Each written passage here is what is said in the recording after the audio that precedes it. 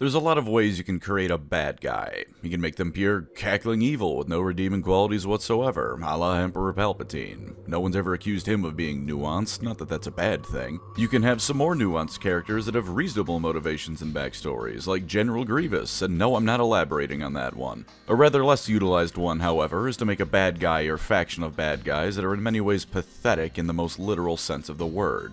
They're deserving of pity, and though you must fight them, you don't necessarily feel good about doing so. Dealing with them is the act of dealing with a rabid animal, and putting them down isn't an act of hatred and rage, as it is the only thing you can do for them. Thus do we come to the flesh-eater courts. Though on the surface they're simply slavering ghouls, beneath them is a story of tragedy and delusion that gives the army a lot of character. Pity them, fight them, but don't hate them any more than you'd hate, as I said, a diseased animal. Alternatively, if you so choose, play them and wage a merry war across the mortal realms as knights in glistening armor, because the flesh-eater courts are also just that thing. So tell me, do you like the ideals of chivalry in a fantasy world? Do you like the idea of fast zombies because you want to give the other guy's army diarrhea? Are you completely delusional as to how your life is actually going? Then step on up and take a look at the flesh-eater courts. But before you begin listening to this video, would you like to know what would make that experience all the better? Well, sit tight, because this message is sponsored by Raycon. Do you like being out and enjoying the world, listening to tunes, but also actually aware of what's around you? Well, with Raycon's bone conduction headphones, that's not a problem at all. Using off-ear audio, they send vibrations straight to your bones. Your ears are open to the world around you, but you're still getting quality audio the whole time. You'll be aware of your surroundings while you're still listening to your tunes, be that while you're outside on a trail or taking care of groceries. With 13 hours of battery life, they'll stick with you for whatever you're doing, since they're waterproof and dustproof, they'll weather whatever conditions you bring them in, and the best part, the audio quality is phenomenal, but the price is only half of competing brands. I don't know about you, but that sounds like a dang good deal. I've been using them while I'm doing yard work since the weather's picked up. I can get work done listening to music and podcasts, but if a neighbor walks by and says hello, I can say hello, or wave, or respond in some fashion and not look like I'm dead to the world around me. The bone conduction headphones are the perfect addition to your fitness routine or frankly anything else you might be doing. Go to buyraycon.com/pancreasnoworkbc to get 15% off. Thanks Raycon for sponsoring.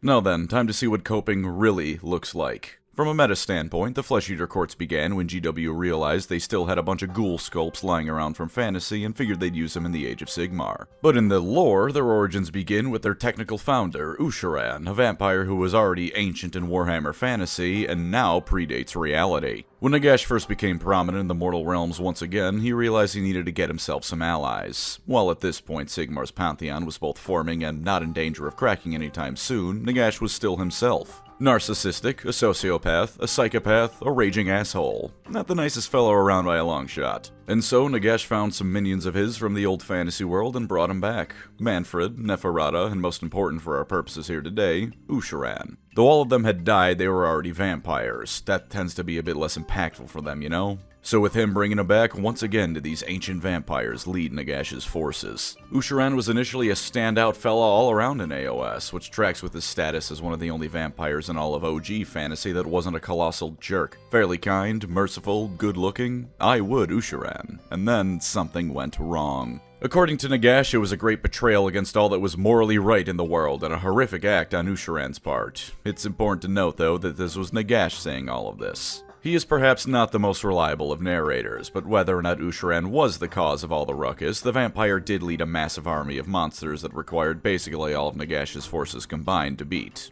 Ultimately, Usharan was beaten, however, for such is the power of Nagash. This initial monstrous army was also likely formed when Nagash punished Usharan for what I believe to be an entirely separate reason, making him require more blood to function, as well as turning him into a more monstrous-looking fella that began creating the first Ghoul Kings, the sort of proto-flesh-eater courts, if you will. One way or another, his sanity was already crumbling by this point and contagious enough to those around him, but the full extent had yet to be seen. As punishment for unjustly not wanting Nagash's jackboot on his neck for all eternity, Usharan was thrown into what's known as the Shroud Cage. It's not really anything too fancy, just another prison that Nagash made, like the evil mirror he threw Sigvald into. It threw back all the lies you ever told into your face, and the spirits sewn into the walls constantly whispered and moaned in your ears, tormenting your every waking moment. Standard Nagash stuff. Ushiren was locked in here for an unspecified amount of time, but it was certainly hundreds upon hundreds of years at the least, since all of this happened during the setting's Age of Myth before Chaos ever showed up. He grew more and more monstrous, and his already slipping sanity truly snapped. It's likely Ushiren would have rotted for all time if nothing intervened, because in all honesty, I'd put good money on Nagash simply forgetting he was in there. Even if not, forgiveness isn't really a word Nagash knows. But luckily for Ushiren being able to stretch his legs, and unluckily for basically everyone else in the mortal realms, the Age of Chaos came.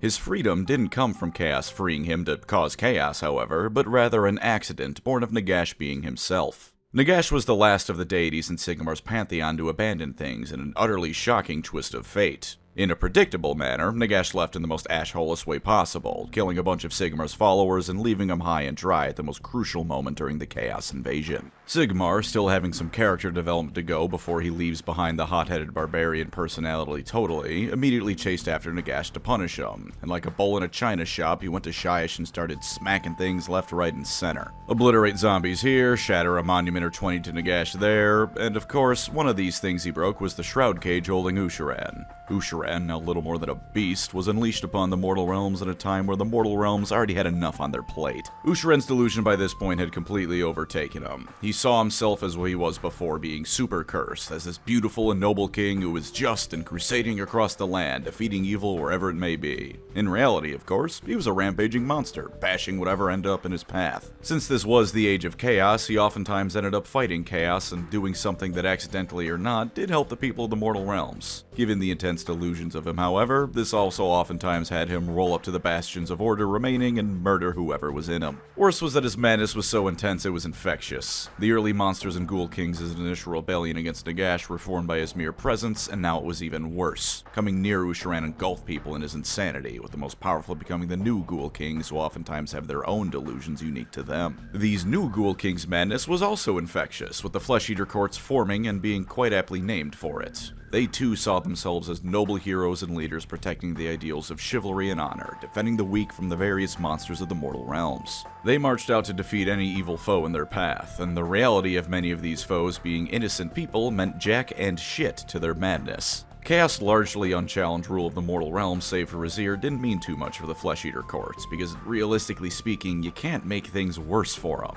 They're already utterly insane, and burning down their stuff at worst is going to feed into their delusions of defending their noble kingdom under siege. Plus, they're an entire faction of beings who most frequently act like the infected from 28 Days Later, rushing at you and rapidly beating you to death. A good chunk of the time the forces of Chaos approached a ghoul kingdom, they'd just be viciously murdered and feasted upon. After enough time had passed in the Age of Chaos, both survivors and Chaos warriors alike learned to avoid the ghoul kingdoms, because ghoul kingdoms are kind of like Gary, Indiana. You can go there, nothing's stopping you, but only if you feel like getting murdered and devoured, and not necessarily in that order. Calling them islands of stability for the realms or anything like that is giving them far too much credit, but hey, at least they only eat your body and not your soul. It's gotta count for something. When title drop The Age of Sigmar began, and the Stormcast began reclaiming lands, the courts were largely still there. They continued being monsters randomly jumping people, and they were still utterly delusional as to their own reality. A Flesh Eater court group will switch on a dime who they're attacking, so just because they're against Chaos doesn't mean they're for you. Everyone is a potential option on their dinner plate, doesn't matter who you may be.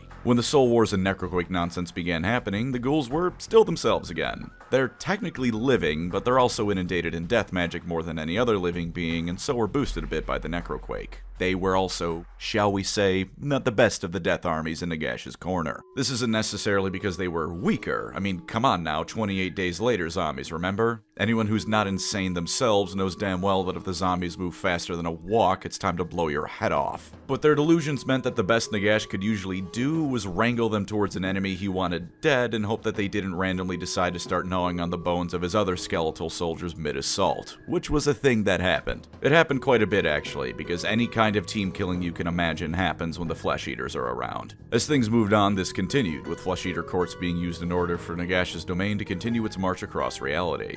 and they continued as well, being used and abused by the other forces of death. In fact, part of the reason why Arkan the Black was defeated by the Lumineth was because one of his lieutenants had struck him an alliance with a Ghoul King that was a fairly personable fella for a Flesh Eater. Because of attrition, however, the Osiarch lieutenant ended up taking larger and larger tithes from his ghoulish allies. This culminated in them turning on each other and many Osiarch being slain at a crucial point in the campaign, and of course in Teclis' ultimate victory farther down the line. The era of the Beast finally let him be cool though, because a decent ways into it was around the time Usharan got a model, if memory serves correctly. As it turns out, he was hiding in a fortress he had taken up living in. Nagash for the longest time had a bounty on his head, and when he initially found Usharan, he absolutely planned on killing him in a rage. But in spite of what I said earlier, Nagash actually forgave him. In his madness, Usharan had forgotten his rebellion and imprisonment, and so Nagash instead decided to sort of bring him back into the fold and naturally use him for his schemes once again. Though Nagash did have his servants build a huge wall around Usharan's kingdom, and Neferata sent agents to try and manipulate him, Nagash figured that if there was any way to reliably control the Flesh Eater courts, it was through Usharan. Additionally, there was a strength to the courts that not a single other member of Grand Alliance Death could hope to match. They weren't dead. Though death magic empowers them and surrounds them, they aren't dead and still have life in them. In the era of the Beast and the Dawnbringer Crusades, they were able to fight stronger than other death armies because of this, as while they did lose a bit of a boost from Alariel's ritual that ended the Necroquake, they weren't nearly as weakened physically as the other death armies were. Usharan was even able to become ascendant in some ways. He had agreed with a plan to smuggle his own blood and slip it into the supplies of cities of Sigmar armies to weaken them and bring about more ghouls. The Dawnbringer Crusades also saw part of the walls Nagash had built around his citadel destroyed by the cities of Sigmar, giving him much easier access to the outside world. A Stormcast seeking to find a cure to the flaws of the reforging process was eaten alive by him as well, and all of the ghouls in the area not only slaughtered many of the living, but Neferata's own agents as well. Usharan wasn't playing around with Neferata's schemes, taking control of the little blood smuggling operation and resoundingly outplaying her. This is resoundingly satisfying in ways I cannot explain properly, because Neferata had this shit coming to her for what she would do to Usharan back in fantasy.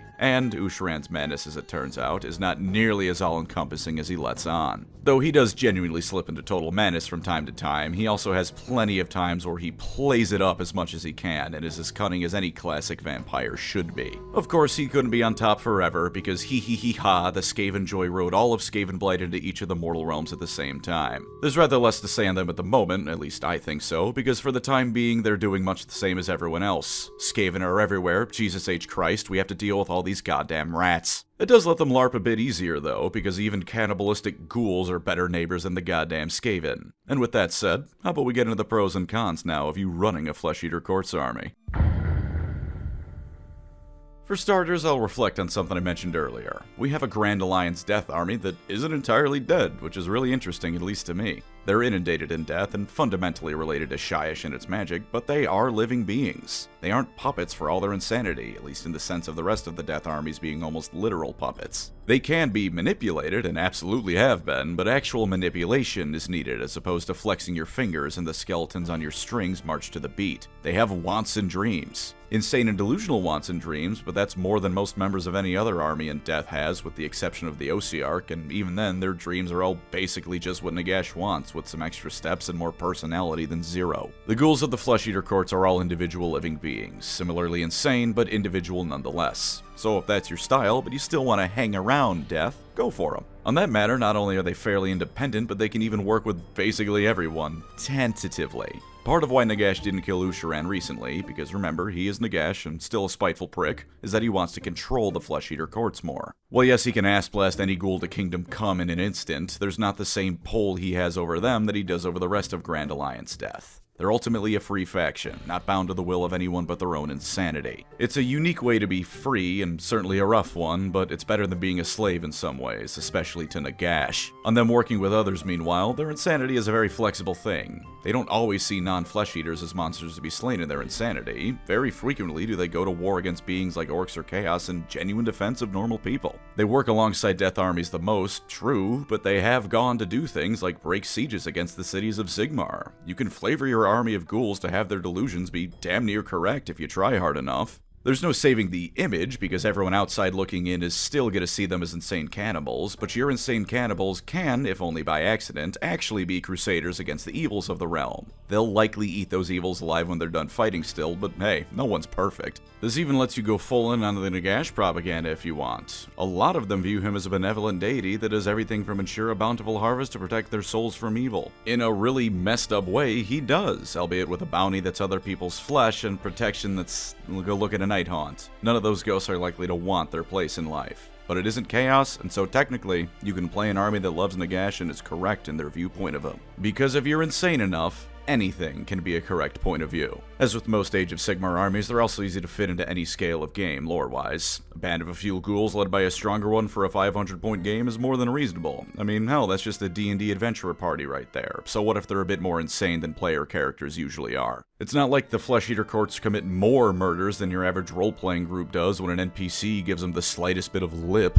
And for larger games, well, that's where an entire kingdom of ghouls goes all out on crusade right there as hundreds of the insane king's finest rip asunder his bestial foes in the name of glory and honor. It's a good time where everyone can come together and absolutely devour the celebratory feast afterwards, aka whoever's left of the Fireslayer Lodge after they ransack it. It's a very versatile army for scale. They're also, as I alluded to, very homebrew friendly, and when I say that I don't just mean that any stereotype of knight you can think of can work with them, though you of course can do that. I mean that there's at least one court out there that thinks they're Alsaris. They're so delusional they think they're lizardmen. That is some room to get creative. And in case you're worried that that doesn't make sense, you're absolutely right. That's the point. They're insane. You have the ultimate license for homebrew with this army that I genuinely think is to some extent unmatched by anyone else in Warhammer. Nothing has to make sense here because they fundamentally do not have the capacity for sense. You're arguing with the deranged that they aren't lizards or ogres or anything but cannibalistic madmen. What end result is there for you but to be eaten by them as they merrily continue on their delusions of being what they aren't? And if you don't care about any of that, you don't have to. The Flesh Eater courts can be viewed even by you, person potentially playing this army, as exactly what they are to everyone else. You yourself don't need to feed into their delusions. Completely ignore that and embrace what's ultimately happening. You're an army of fast zombies backed up by nightmarish monsters. Run down your enemies in a tide of near unstoppable violence as you consume everyone in your path. You aren't a knight, you aren't kind and just kings, you're an insane monster, and you'll make everyone in your path fear the arrival of Usharan's insane court. And last but not least by any means, if you're like me and hate Bretonnia but also still kinda want to play knights, they're perfect. Because they see themselves as what Bretonians think they are, gallant knights courageously riding in to save the day. But in reality, they're also what Bretonnia really is. Monstrous corrupted ghouls slaving away and violently slaughtering anything in their way in a horribly barbaric manner. It's a funny joke, you know, I've come around on it and I quite like the joke of calling them Bretonnia for AOS. Although even on that note, they're still better off, because while the Flesh Eater courts might eat them, they don't fuck horses. Let's go over all the boring battle traits and nonsense before we have our cannibalistic fun. First off is your delusions. At the start of the game, you pick one of your delusions to believe in and give you buffs, and at the start of every turn afterwards, you roll a d6. On a 1 to 2, you have to choose the other delusion, on a 3 to 4, you keep the same delusion, and on a 5 to 6, you pick what you want. The first delusion that comes base lets you count run rolls of 1 to 3 as a 4 if a unit of yours is wholly within 12 inches of a hero, and lets a hero be blocked from line of sight by enemy units if they're near a unit with 5 or more models. This is usually going to be your go-to pick turn 1 of the two, just to get into the fight better. The other, a Glorious Banquet, gives units a +1 to hit on the charge if they're near a hero of yours. Neither of them are super necessary for the long term, but they can make getting into the fight both quicker and much more brutal. Always a positive. There's more to be found as well, but they're based on which characters are in your army, so I'll shelve it for now. As for the rest of the general army stuff, your aberrant units can heal and resurrect slain units at half strength, and your nobles can also bring back models of damaged but not destroyed units. They aren't fully dead, but the ghouls do still have some undead resurrection shenanigans, which is good. For this army, that's very good, which I'll get into later. And once per battle in the combat phase, units around a hero get one added to their attacks they can throw out, just to really blend people nice and good. As for the battle formations, it is a similar situation to the delusions and other army rules, where a chunk of them require a hero to be nearby, though not all of them. Units with the Knight keyword that charge while wholly within 12 inches of a hero get extra rend. Units with a Serf's keyword can pile in move and cause mortal wounds for free. Buffing your resurrections abilities is possible. Get a free rampage ability usage and potentially give that same unit strikes first. Deny your opponent the ability to pile in, or give your heroes a 5-up ward if they destroy an enemy unit. At least personally, none of this is insanely flashy beyond the additional ren, but anything from basically free mortals to stronger resurrection is available to you, and I'm hesitant to say anything is outright bad. Denying your opponent the ability to pile in is kinda lame, but I'm also an absolute buffoon who ignores everything that doesn't let me hit harder and everything from Dark Souls to, of course, Warhammer. So on this note, take my word with an even larger grain of salt than you already should be doing. Their spells are pretty fun though, I like those. Damage an enemy unit and resurrect models from one of your own. Give a unit 2 extra inches of movement and +1 to their wound rolls. Or make it so that any hit rolls of 1 an enemy unit rolls automatically inflicts mortal wounds on them. All around good stuff, and this time the bias is simply me loving necromancy as well as being told I now wound better. Caveman Smash is the ultimate way to play, and the second best is Raising the Dead, and with the Flesh Eater Court spell lore, you can do both pretty well. Their prayers aren't quite as up my alley, but that's mostly just because they require slightly more thought put into them. They're still fine. You can prevent an opponent's unit from receiving any buffs to their saving throw, as well as potentially denying them any ward save they might have, or give 1 or 2 units of your own a 5-up ward save depending on the chant roll. And then the last one, which is my favorite. Depending on your prayer roll, you can either add 1 to the damage of a hero's melee weapons, or let them use 2 fight abilities to spend an entire turn absolutely wailing on a guy. I love how it specifies you can't give these buffs to Nagash. It's fair enough, Nagash is the guy answering those prayers, and if he could just make himself that much more powerful, he'd do it himself without some madman's incessant muttering to rely on. Such is his power, after all. I just find it funny. Now then, how about we get into all those lovely little toys you can play with? You will find that everything in this army has a ward save, usually a 6-up, but sometimes with a 5-up sneaking its way on in. This is good. Ward saves are good to have. But let's be a bit more practical in terms of what this army is really bringing to the table. Brutally savaging people. Let's look at their most basic of units, the Crypt Ghouls. You get 20 of them for 150 points, so this is clearly the default chaff unit. And for that, you get a total of 40 attacks, hitting and wounding on 4s each, and getting them to rend 1 isn't at all difficult because you just need a hero near them. That's a lot of beatdown for a basic unit to be putting out, and if a hero is near, you could even get them to punch a bit above their weight class into more medium tier infantry. Even the next step up is pretty brutal in the form of the Crypt Guard. Still hitting and wounding on 4s each, but now with Rend 1 built in and 3 attacks, at 120 points for 10, you aren't quite getting the same volume, but you've got some slightly upgraded stats for the trouble. They even share a 5-up ward save that they give to nearby non-monster heroes, and can once a turn forego their ward save in exchange for getting strikes first. Combined with having anti-charge and auto-wounding on crits, they're not at all bad at chewing through problems in their weight class. In fact, that's a running theme of this whole army. If you want an aggressive playstyle, they're perhaps the best choice for you beyond even a Cornate one. Not to totally TLDR this entire segment, but between the fairly fast movement they all have, which can easily be buffed, their resurrection abilities, and their striking power, rushing in to beat people into a bloody pulp isn't just feasible, it's what you should be doing. Crypt Horrors, for instance, are the classic big monstrous guy to smash into something you don't like. 4 wounds a pop, 160 points for a unit of 3, and 4 attacks with Rend 1, Damage 2, hitting on 4s and wounding on 3s. You could even roll some extra dice once a turn for free to hurt people more, with cavalry being particularly susceptible to it. Even further, aside from the general fact that everything you have hits hard, you seem to have something for almost any threat you might face or option you might want. Morbeg Knights can freely disengage from fights and hurt the opponent while doing so. Vargulf Courtiers have anti-infantry bonuses, and as discussed a moment ago, Crypt Horrors are good against cavalry with their ability. You can have an option for dealing with essentially anything. Not only are a lot of their heroes wizards, but just to make sure magic goes well for you, as a Grand Alliance Death Army you can take Nagash, which is always a great option because he is Nagash.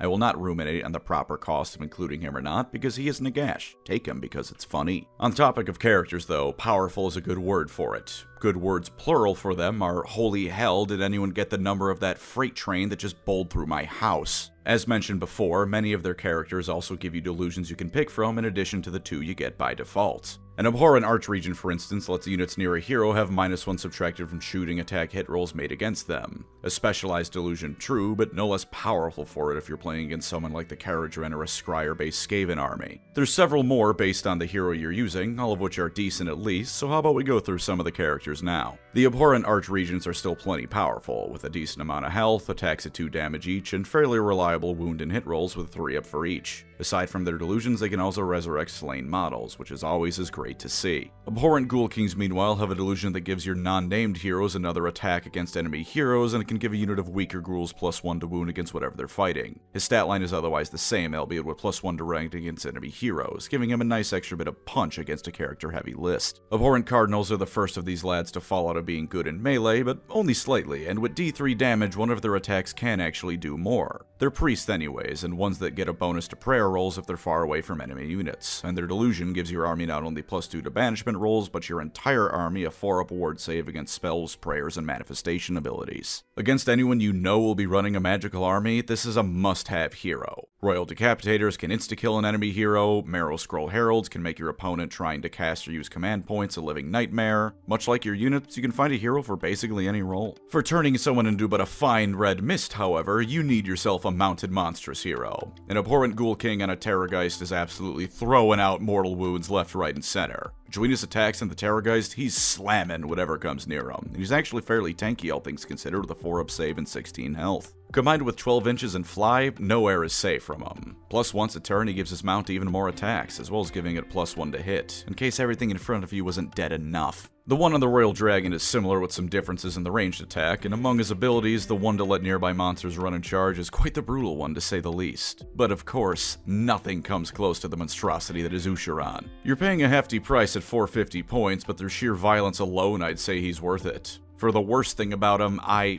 personally, find his delusion kind of mid. Adding 1 to run and charge rolls is great, and subtracting that same thing from an enemy can be clutch, but +1 to rend against charging enemies while in your territory and you yourself haven't charged doesn't really strike me as a wonderful thing for this army. The courts aren't really a defensive army, so skulking around in your home and waiting for them to come to you seems poor. But otherwise, good lord. 16 health and a 4-up save, the same as the monstrous leaders on mounts. 5-up ward 2, another nice thing. His scepter meanwhile hits on 3s and wounds on 2s at Ren 2 for D3 +3 damage, 4 attacks of that evil ass stat line. Holy shit. If you roll well, there are very few things that can survive even a single turn against Usharan. His talons are plenty deadly too, less so, but you get 8 attacks to make up for the slightly reduced potency of them.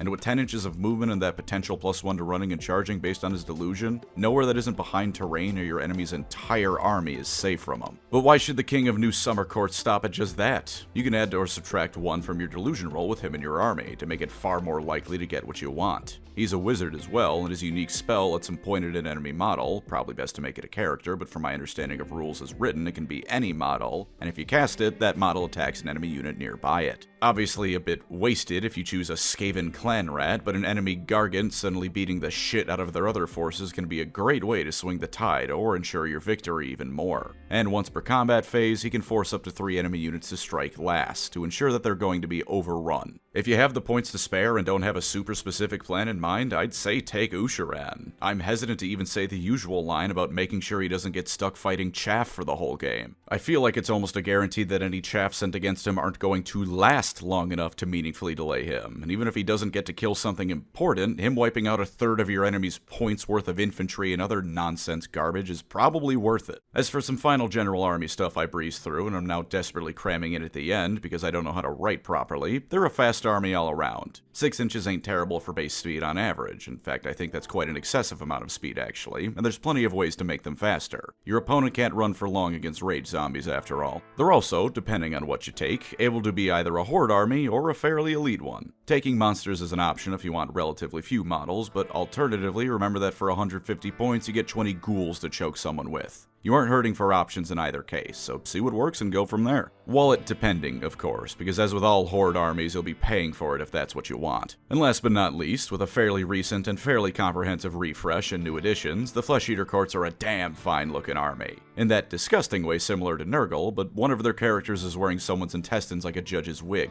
If you're grossed out by that, the army probably wasn't for you to begin with, and if you aren't, then you have quality models to look forward to. Not entirely. There's a few things like the Crypt Flayers out there that are certainly dated, but by and large it's a good looking army with good sculpts. Usharan especially. I mean, holy shit, just look at his model. I don't know how long the pipeline from design to release is, but I have a sneaking suspicion someone at Games Workshop really liked Godric the Grafted if those dates coincide even slightly.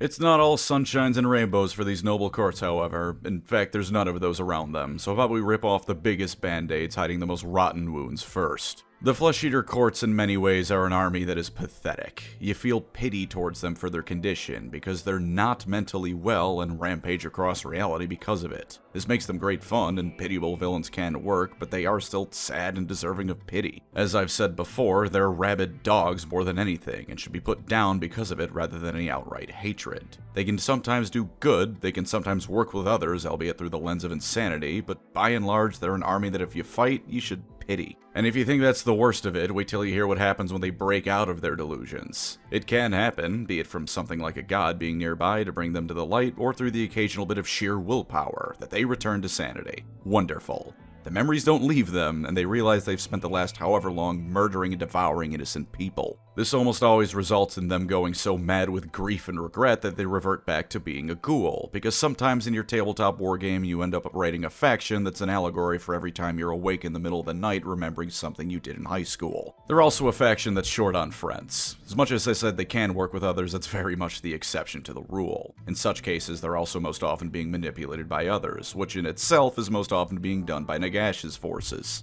They have free will, I said as much, but free will buried under delusion so powerful that it affects reality around them. Which is a cool thing, that is insanely awesome, but it certainly makes them controllable in many cases. And if not, well, would you want a Flesh Eater Court's kingdom as your neighbor? No, you wouldn't, don't lie. Best case scenario, you pity them. Worst case scenario, you hate them for driving down your property value. No one wants you around because you're either bad news immediately or a ticking time bomb until your insanity flares up and it's time to start chewing on everyone around you. Plus, let's be honest here, their freedom is much in the same way that the vampires of the Soulblight have freedom and agency. If Nagash wins at the end of the line, the ghouls die too. They technically live, and in Nagash's ideal world, there's none of that nonsense going on. So while they have a pulse, in the end they're no more free of his ultimate plans than any other member of Grand Alliance Death. Your faction's ultimate victory is hampered by the fact that it in many ways will allow Nagash's ultimate victory, so if they ever did win, they'd have to take into account Nagash as well. Rather a hard thing to do when you're insane, I imagine. They're also an army that, and I want to stress this is another personal taste thing, I find hard to take seriously as compelling characters. Seriously as compelling villains? Oh, that's easy, these things are horrifying, just take a look at them. But as characters, I mean, they exist. There's various ghoul kingdoms, there's the guy who made friends with the OCR general, they have motivations and whatnot, but they're slavering ghouls. They're monsters that want to eat everything around them, and whether or not their prey is dead is largely irrelevant. I'm sorry, but I can't look at the guy with the intestine wig and take him seriously as anything but a monster, and even then I'm kinda busy laughing at him too. Not to say it's impossible, but if you're anything like me, taking them seriously as anything but villains, or potentially seriously at all, depending on what you're looking at,